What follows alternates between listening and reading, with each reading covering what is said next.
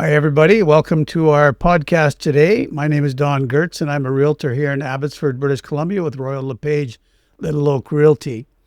Today, we want to tackle one of the biggest and sometimes the most intimidating part of the home buying journey, and that's getting the financing right. The world of mortgages, down payments, compliance, and it can sometimes feel like a totally different language unless you're familiar with it. And it's easy to get overwhelmed, particularly if you're a first-time buyer. So our goal today is to change that. We want to give you a little bit of clarity on how we do that. And to help us demystify this process, I'm excited to have with me the fantastic local expert, Svitlana Shvydkov, the mobile mortgage specialist with TD. So hello, Svitlana. Hi, Don. Hi, everybody. Happy to be here. Thank you. That's great.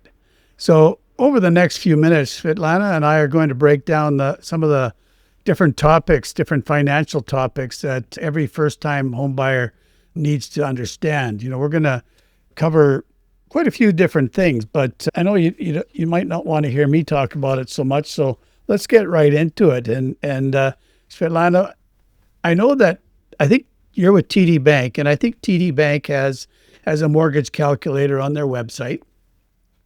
And I'm sure Yes. that people like to use those websites online, where they can do their own calculations and stuff like that.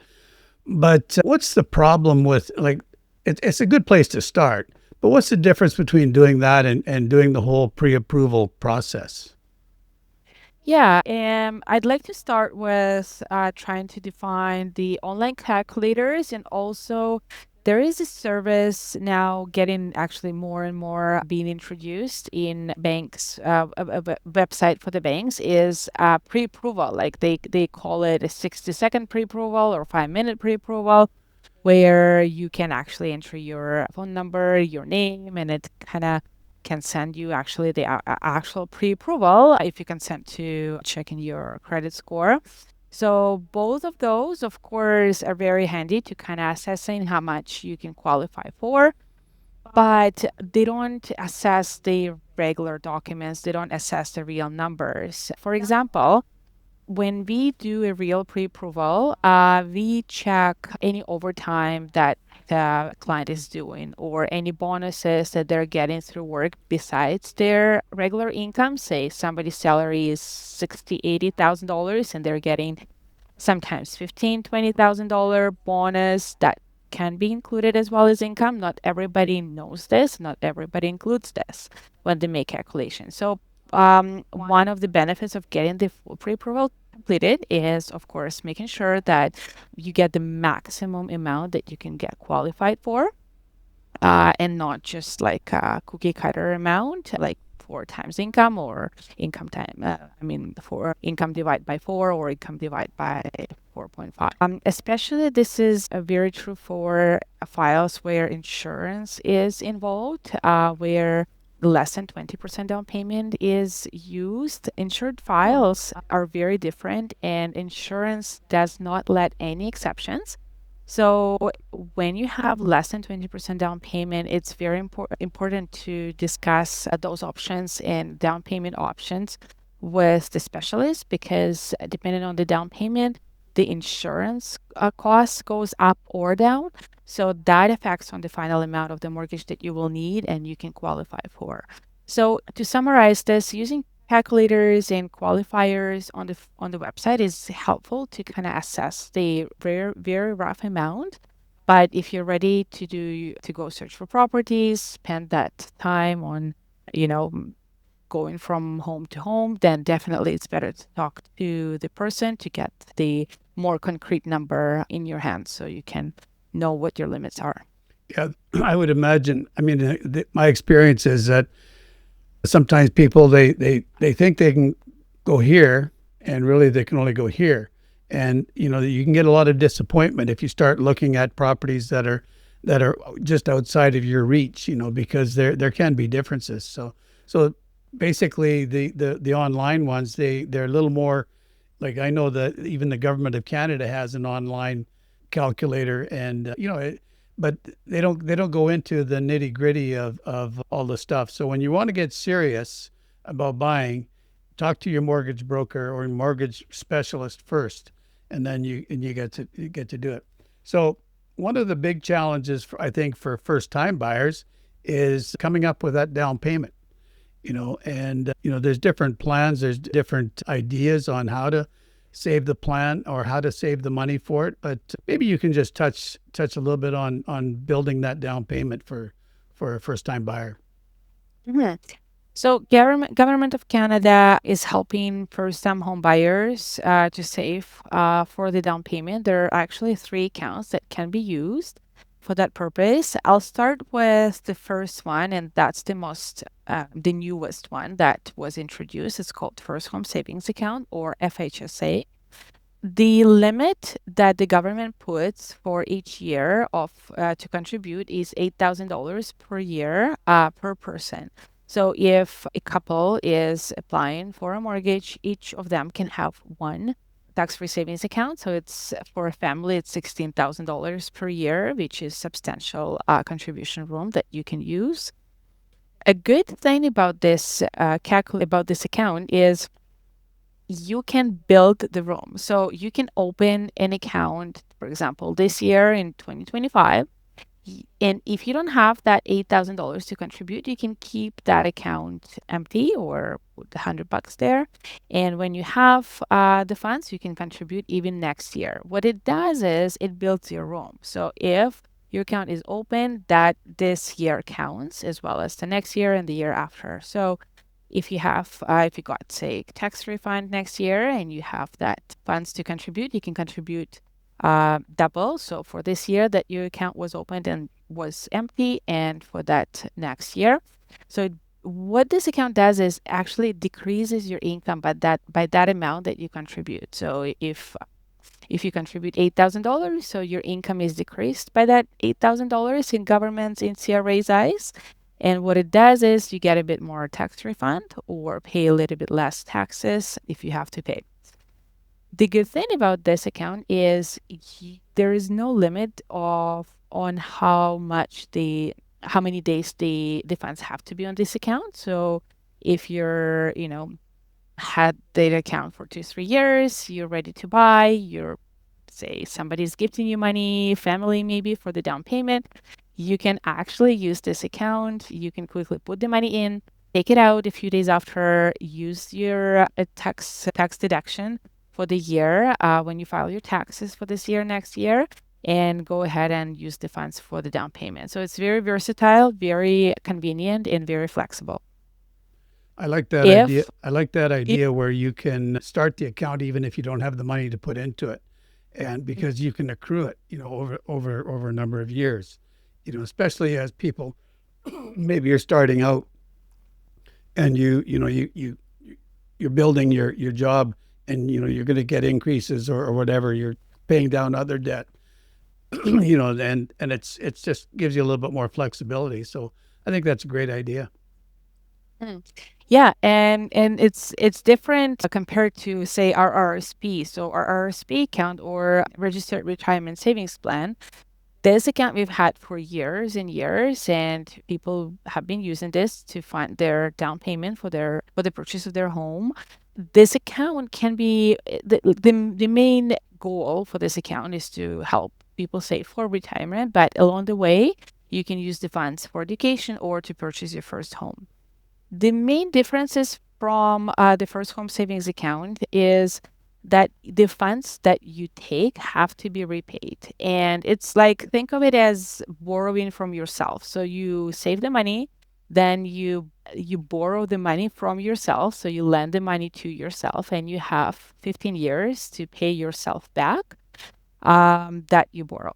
So if you don't pay a certain amount back that you have to pay this year, then you're being taxed on that amount. So basically how it works is that amount, so if you have to pay back $1,000, that amount is added to your income in that specific year. So if you made 100,000, with this will be 100,001. But if you put the money back, then you don't get taxed on that. Another important thing to note about the RRSP is that the funds have to stay on the account for 90 days before you can use it as a down payment. So whereas for first home savings account, you can put it in and take it out. You have to keep in mind that if you're looking to use this account for the down payment, you have to make sure that you put the funds in and the funds are there for 90 days. If it's less, then you have the risk of being taxed for the amount of money that you take before that expiration date. And the whole idea of using this account for the down payment is not very useful. So you Um, basically you can use both of these plans, but only for your first home. So what that's qualifies as your correct. first home then? So for different things, like for like in BC, for example, we have different qualifiers for different things. For example, if you're using RRSP specifically, the first home is a home where you are buying either yourself or with a spouse, and you did not own a home for 4 years before doing For this. 4 years?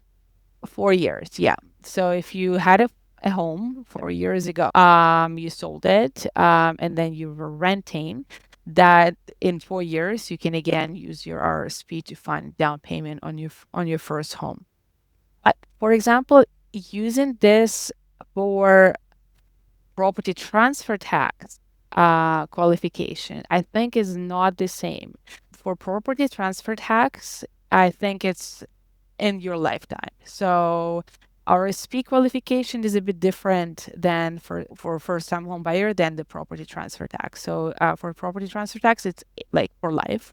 If you owned a home before, then you cannot be exempt anymore unless you buy any pre-sale in BC. But for RRSP, it's 4 years, not owning a home.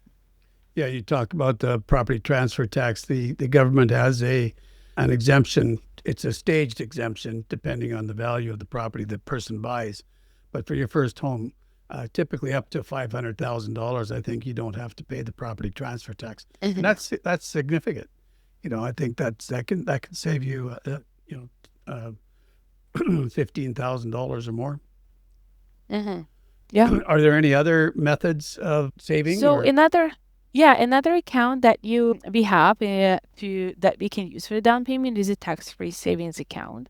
That account doesn't give any tax breaks. Like for example, our RRSP and TFSA work the same way. The money that you put in gets deducted from your income, so your income is lower, but that same amount.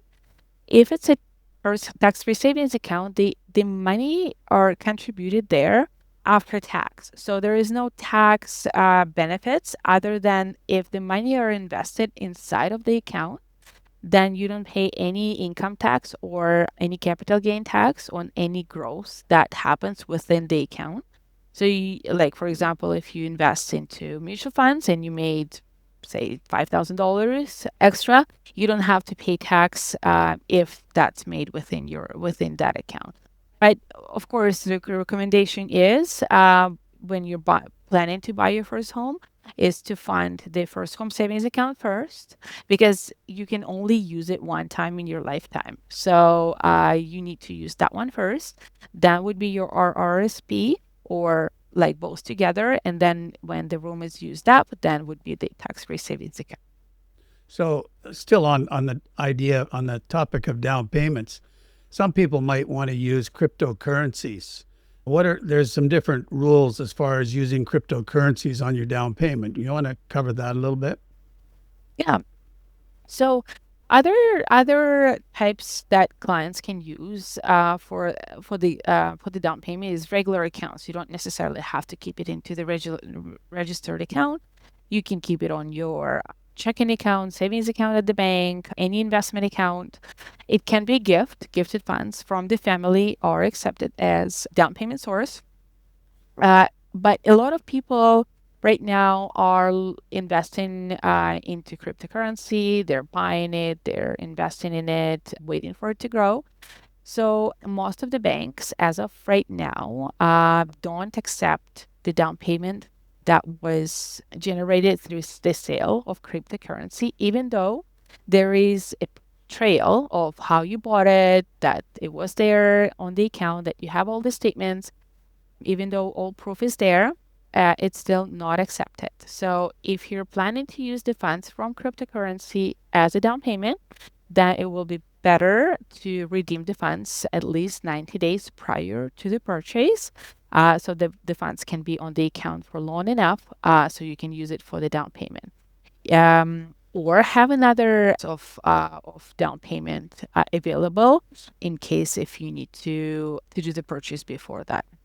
So does that 90 days have to be before you actually apply for the mortgage? Yes, so they So it can't be count 90 90 days. days. Can't be 90 days. So if I bought a house and I was closing on it in 90 days, I would have had to have taken my money and I wanted to qualify today. I would need to have had my money out 90 days previous. That's correct. So it's 90 days from the application time. Okay. So it can be like, oh, I want to buy a house now, but I will close on it in 90 days. So I'll place an offer now. I want to get an approval, but like I'll put the money now into the account and then they can stay there for 90 days until closing. It's actually at the time, like prior to the time of the application that they're checking 90 days back from the approval or from the application and like from the application submission. And they also got to make sure well, we won't go into where the money comes from, but that's something else that you would talk to somebody about, when you went in talking to them about getting the mortgage, is where their down payment's coming from, especially if it's coming from another country or something like that. Yeah, and a lot of people pay a lot of attention to like income and credit score because that's what's on their mind. Will I qualify? Do I have enough income? Is my credit score high enough? But people don't always pay attention to the down payment sources and where the down payment is coming from. A lot of them have money in cash, even like under the mattress that they're waiting to put into the account. So that has to be verified as well, and that has to be planned for how you're gonna put the money, where the money coming from. There are section countries also that sometimes money are coming from. Sometimes it's China. Now Russia is a sanctioned country as of now. Cuba. So sanctioned countries they get a bit extra verification. So might allow 1 or 2 extra days to verify the funds from that are, like if they're coming in from the sanctioned country. So yeah, as part of like just like you're asking your mortgage professional like will I qualify if I make this much money, definitely discuss the down payment source and how the down payment will be deposited into the account to confirm that that's sufficient. So a lot of first-time buyers, I mean, you don't have to have the 20% down. You can go the route of less than 20% down, but then you need to have mortgage insurance. You want to touch a little bit on different types of mortgage insurance? Yeah, so the mortgage insurance itself, it's also called mortgage default insurance, but a lot of us know it as a CMHC insurance. And the reason for it is CMHC is Canadian Mortgage and Housing Corporation is the biggest provider in Canada of this insurance. They're also a government crown corporations, which not only does the insurance, they have other duties that they're doing. But they're the biggest provider, and sometimes people just call it CMHC. We have actually 3 providers in Canada of such insurance, and sometimes there are instances where insurance do decline deals for certain reasons, and in that case, we actually try all 3 before it's a decline. What exactly this insurance covers? A lot of people know that like if you don't have 20% down payment, there will be extra cost. And they say it's CMHC insurance cost or insurance cost. What this cost actually covers, people don't know. Some of people like asking me like, oh, so it's for life. So if I die, like my mortgage will be paid off. Actually, it's not as easy as just like life or disability. It's something different. So the insurance cost adds to the mortgage. So you don't pay it separately. Your mortgage increases by the amount of the insurance that you have to pay. And insurance calculates as a percentage of the mortgage that you need to get after the down payment is being taken out from the price. The insurance covers the difference in the sale price if the bank has to sell the property that if the mortgage is in default. That's where the name is coming from. It's mortgage default insurance. So it's insurance from the default.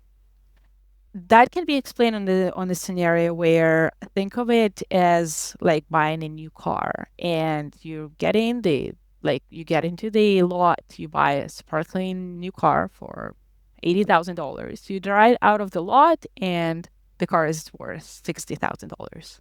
So now you didn't put any money down. So now you have a loan for 80,000 and a car that's worth 60,000. So all of a sudden you can't pay the car anymore. You lost your job. So your car has to be repossessed. So somebody comes in and takes the car back to the dealership, but the dealership is only taking it back at their market value at 60,000. But your loan is 80. So you have to pay back to the dealership still $20,000 and you don't have a car.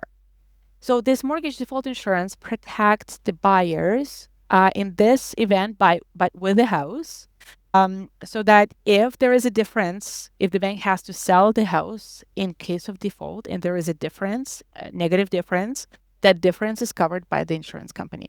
So if you bought the house for 500,000, you gave 5% down payment, 25,000.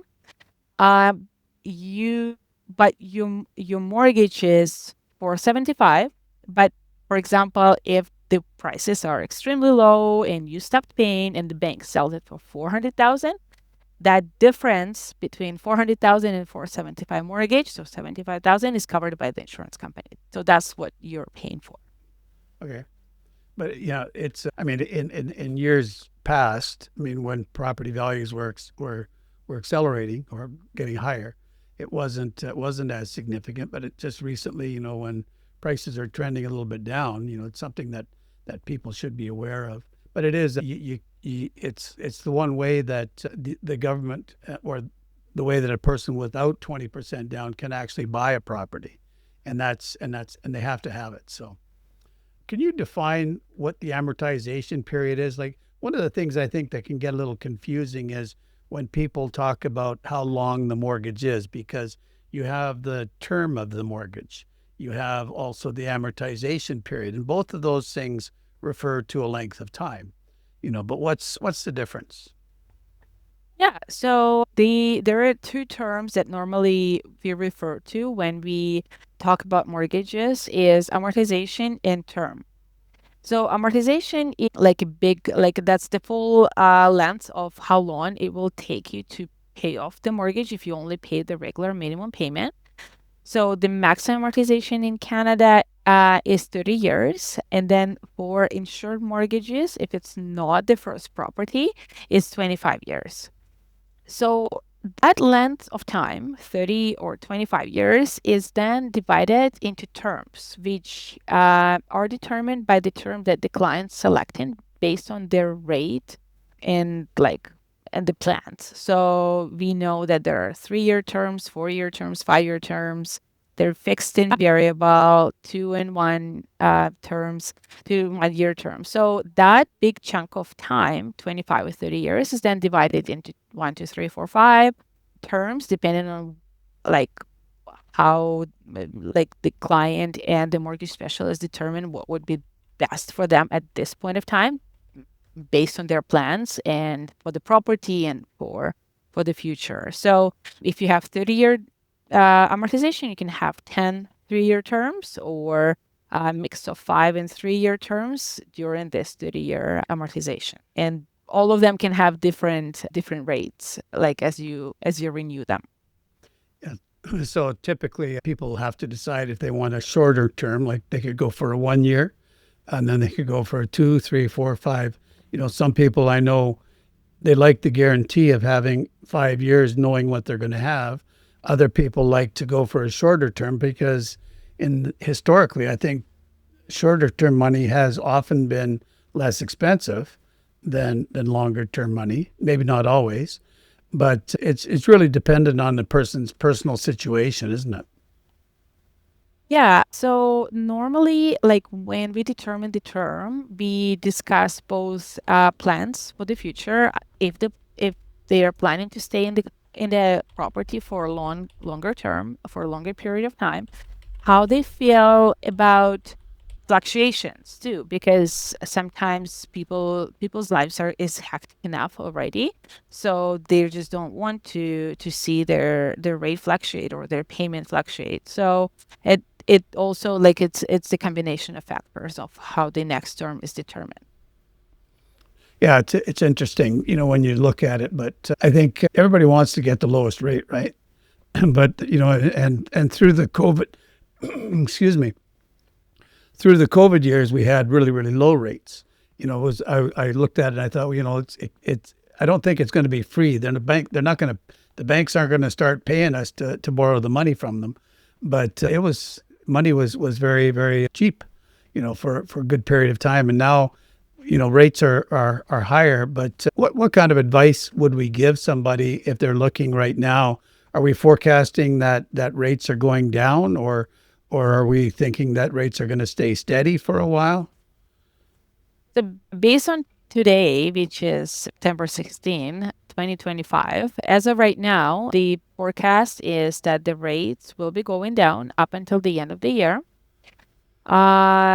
If we're looking into variable, the economists are saying that potentially we'll have 2 decreases by the end of this year. There are 3 announcements. So Bank of Canada will be meeting 3 times this year alone, one time tomorrow, then end of October, and then beginning of December. So out of those 3 meetings, the economists are expecting at least 2 of them will result in the decrease of the overnight rate, which affects the variable rate. It does not directly affect the fixed rate, but fixed rate do follow normally because the bond rates go down. So as of right now, we are in the territory of the decrease in rates. So variable is a good choice. Fixing the rates for 5 years might be a good choice as well, because we are getting into territory of the lowest rates in the past 3 years. Yeah. So we'll probably get into that soon. And then after that, we'll stay there for a bit, and then they might start increasing again. Yeah, I always tell people that what you choose should be based on what your own circumstances are, because you could look at waiting for lower rates, but then if the price of property goes up, you've lost your leverage, right? So there's lots of different ways to look at it, and I think one of the important things is to have a good conversation with your mortgage specialist and with your realtor, because your circumstances or the buyer's circumstances, they're all different, so everybody's circumstances are different.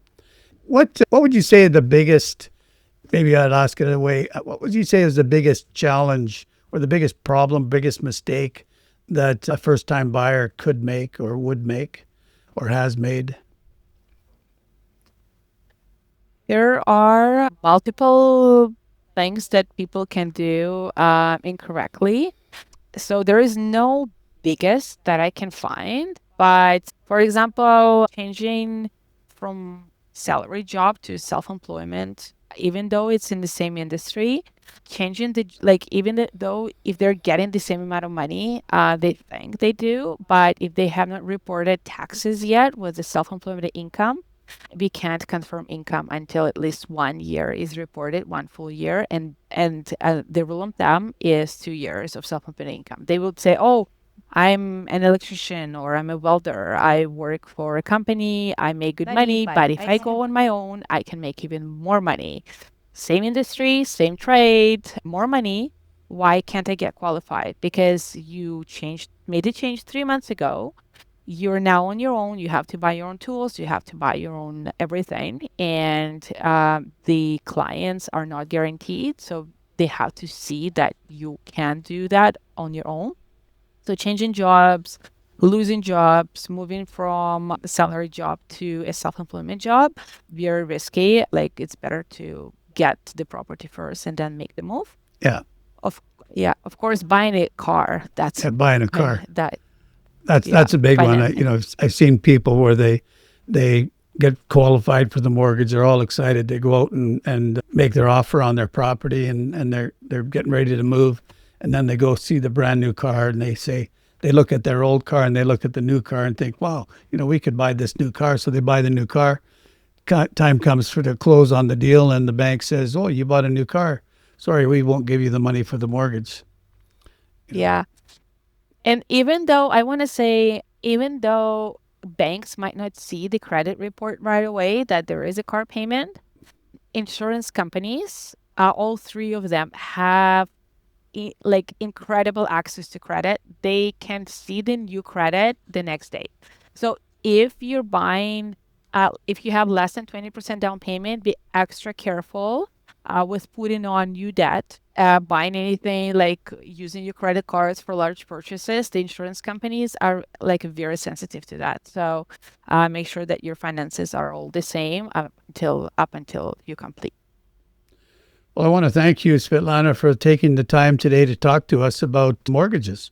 I think it's been very valuable for our listeners. And you want to just maybe give a little bit of information on how somebody, if they want to get hold of you, what the best way? I see you got your name and phone number there, but do you have an email address that we could post as well?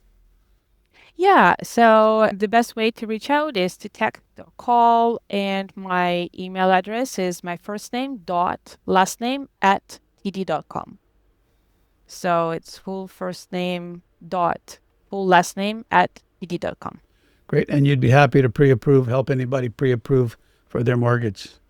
Of course. Yeah. I always say marry the price and date the rate. The rate is something that's temporary, as we said, that it can change every 3, 4, 5 years. Yeah. But the prices are at their lowest since 2021. So it is a great time to buy.